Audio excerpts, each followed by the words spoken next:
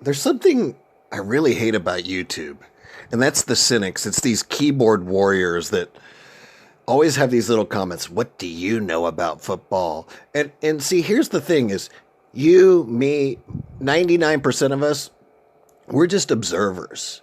We're just fans at the most.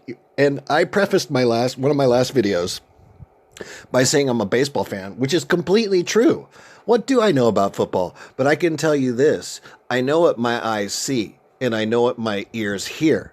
So I've got a good story about the Seattle Seahawks. And so I'm going to share it with you. And it's an insider story to some degree because I was there. So that's why I'm sharing with you now.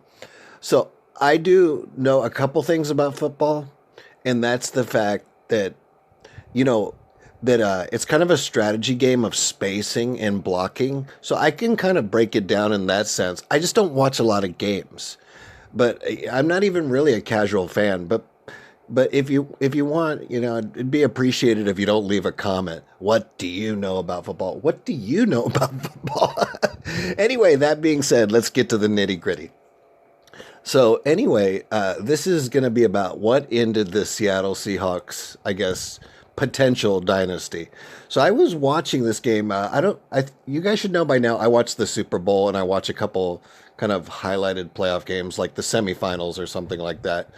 And so I was watching this Super Bowl. I think it was 48 or 49, 49, and I believe it was 49 against the Patriots. The Seahawks lost. And so Russell Wilson played terrible. He only made 12 completions that entire game. Like, that's three completions each quarter. And so, it was even insane that they had a lead. It was even insane that it was close at the end. But it did end up being close at the end, and that's fine.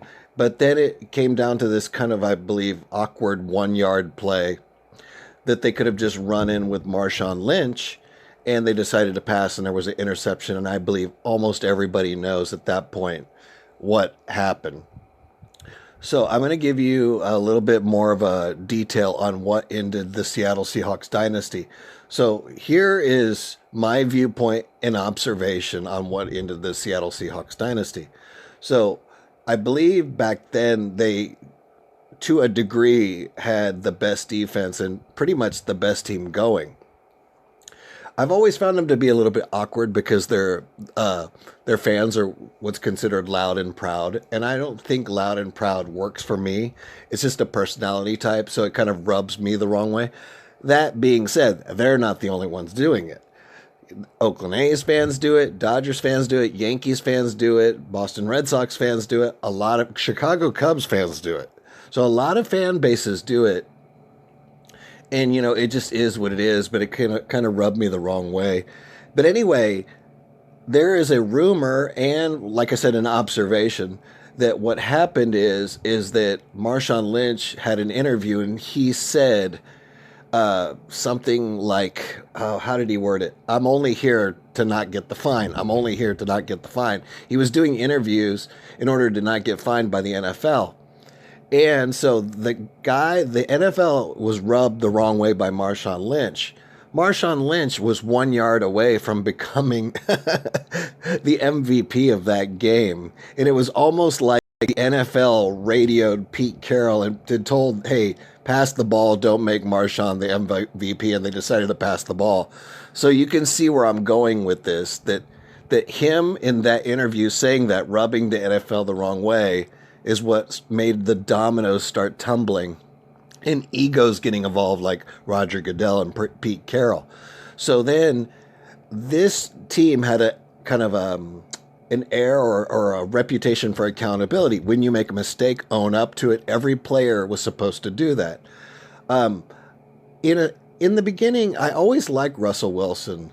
You know, he seemed like he was their best opportunity to have a solid quarterback. He probably is the best Seattle quarterback ever in their history. If you look, no matter, I don't know their history fully, but he is the best one, pretty much for sure. And so, in that sense, I liked him. It was a good opportunity for this team to succeed. But of course, the dominoes will tumble more when you're overpaid. You can't have pieces around you, but then hypocritically, you still complain that you need pieces around you, but you take the big paycheck. So it's kind of a contradiction to want a big paycheck, but then to also want the pieces around you because there's a salary cap in football, unlike baseball that doesn't have one. So, anyway, where I'm going with this story is then after that play, of course, the Seahawks lost that game. And then,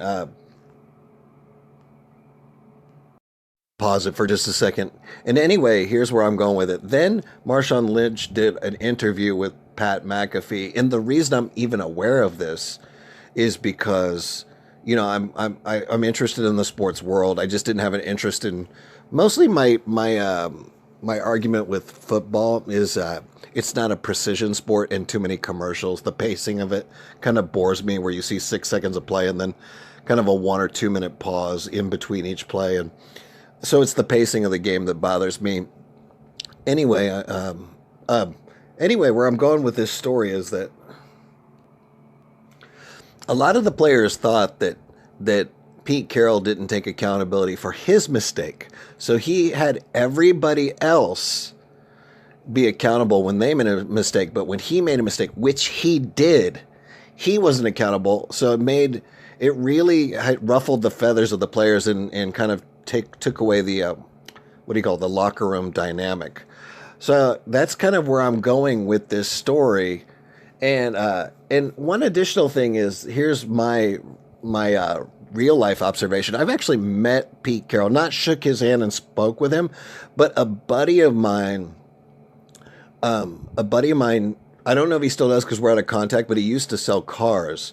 And so I was visiting him and he was trying to sell Pete Carroll a car, actually a Jeep. And so then, and Pete Carroll took a test drive with him and then, basically, started to say that Mercedes-Benz gave him a free car. And after the test drive, he was expecting a free car. He's like, I'm Pete Carroll, And so the point is that, he kind of, salesmen are commission people. So salesmen, if they don't make a sale, they've just wasted their time for free. So my buddy was kind of upset that he just spent like an hour or whatever it was with Pete Carroll and didn't sell him a car, and he was expecting a free car the whole time. So my point is, I remember seeing Pete Carroll walk out and had this kind of grimace on his face, and he rubbed me the wrong way. So where I'm going with this story at the end of the day is that, the demise of the Seattle Seahawks potential dynasty was due to that call, his relationship with Marshawn Lynch, that interview, and egos getting involved. But really, that interview and that play with the interception was truly, in the end, the demise of a potential dynasty. Anyway, that's my video. It was a little bit long-winded. Hopefully you liked it. Take care and push the like button and have a good day.